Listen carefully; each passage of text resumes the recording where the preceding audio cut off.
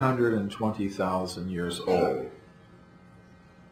Now, even at the time that this bone, this human jawbone, was discovered in the mid-19th century, it was very controversial.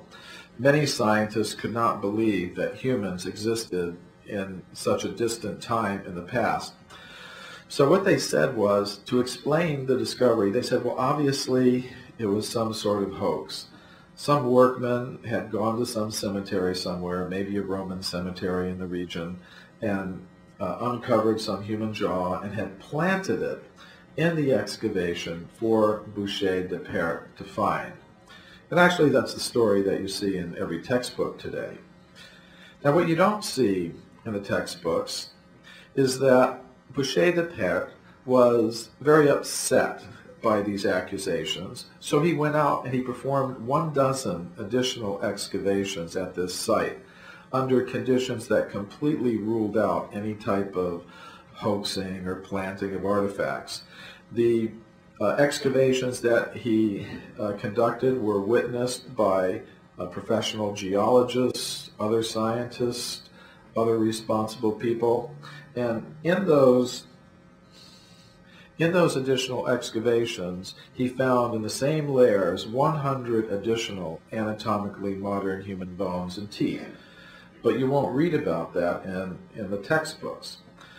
So what I would propose is that those new discoveries confirm the original discovery of the anatomically modern human jaw. And what we have here is evidence for an anatomically modern human population that existed in northern Europe over 300,000 years ago. And I would propose it was members of that population who made the spears, the exquisitely made throwing spears that were found by Thomson in northern Germany in the 1990s. I presented a paper on this topic at a major international conference on history of science. It was published in a peer-reviewed conference proceedings volume. If you like to have a look at it, I welcome you to do that.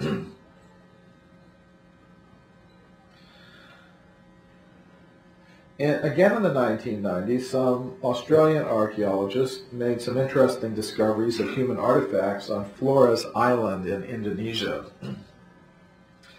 Their report was published in Nature. Here's an illustration of some of the artifacts found there. The artifacts were found in this layer of their excavation, which they dated using the zircon fission track method. They got an age of about 800,000 years. And again, they had to decide, well, who made these artifacts? They decided it couldn't have been human beings like us because, of course, as everyone knows, human beings like us did not exist 800,000 years ago. So, who made the artifacts? Again, they decided must have been Homo erectus, because that's who lived during that time. Nobody else was around. Who else could have done it? But there was a problem with that. Now, this map shows the area as it existed 800,000 years ago. You can see the coast of Australia comes out further. It was a time of lowered sea levels. But even during that time, we can see that Flores Island is separated from the nearest land masses by wide expanses of ocean. So the question was, well, how did Homo erectus get to Flores Island? So the archaeologists suggested, well, he made a boat and sailed there, or paddled there on a raft, which was really quite an extraordinary proposal, because up to the time of this discovery, archaeologists and anthropologists considered deliberate ocean crossing something only that humans of our type did. And actually the oldest evidence they had for it was evidence for sea crossing of anatomically modern humans to Australia about 50,000 years ago. And also they had some evidence in Europe for deliberate sea crossings to the islands in the Mediterranean around 25,000 years ago. So to be proposing that Homo erectus was doing this, 800,000 years ago was really going outside the box. But I believe there's another solution, to this little dilemma, and the solution lies here in Java.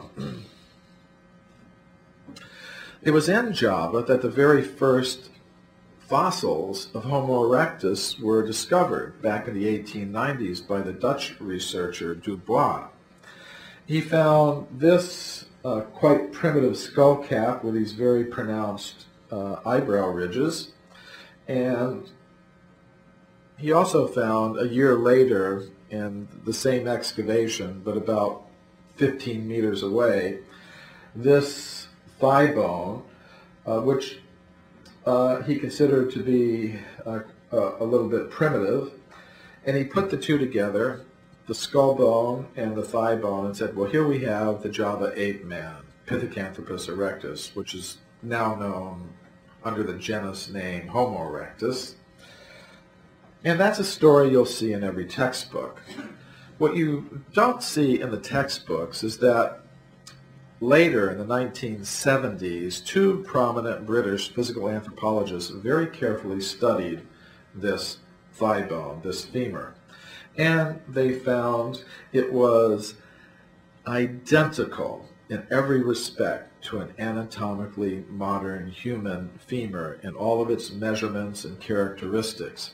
They also found that this thigh bone was different than any other Homo erectus thigh bone that was found after this first one, and many have been found in Africa and China. So their report, if you'd like to have a look at it, is here. But I think it's very interesting that the thigh bone is considered to be exactly like that of a modern human being. Because according to Dubois, this is his original map of the stratigraphy at the site, the skull and the thigh bone were found in the exact same layer. And according to modern geologists who have used the potassium-argon method to date this site, this layer where both the bones were found is 800,000 years old, roughly. So what I think we have here is evidence that two types of hominids were existing in Java about 800,000 years ago. First, there was a population of Homo erectus, as represented by the Homo erectus skull, and there was also a population of anatomically modern humans coexisting along with them, as represented by the anatomically modern human femur found in the same layer. And I would propose it was members of this anatomically modern human population that made the sea crossing to Flores Island and left the stone tools there. So the message is that to explain this type of evidence, we don't necessarily have to try to dress up Homo erectus, raise Homo erectus to the human cultural level. There's another explanation. There's actual physical evidence that anatomically modern humans were existing 300,000 years ago in Europe, 800,000 years ago in Indonesia. In 1979, Mary Leakey and her co-workers found dozens of footprints at a place called Laetoli in the country of Tanzania in East Africa. And according to Mary Leakey, these footprints were indistinguishable from anatomically modern human footprints. That's what she said in her original report, which was published in National Geographic. And now the problem was, I should say, first of all, that other physical anthropologists and archaeologists have confirmed her original judgment. Paleontologist Tim White, make no mistake about it, they are like modern human footprints. Russell Tuttle, the Laetoli footprints are indistinguishable from modern human footprints. Now the problem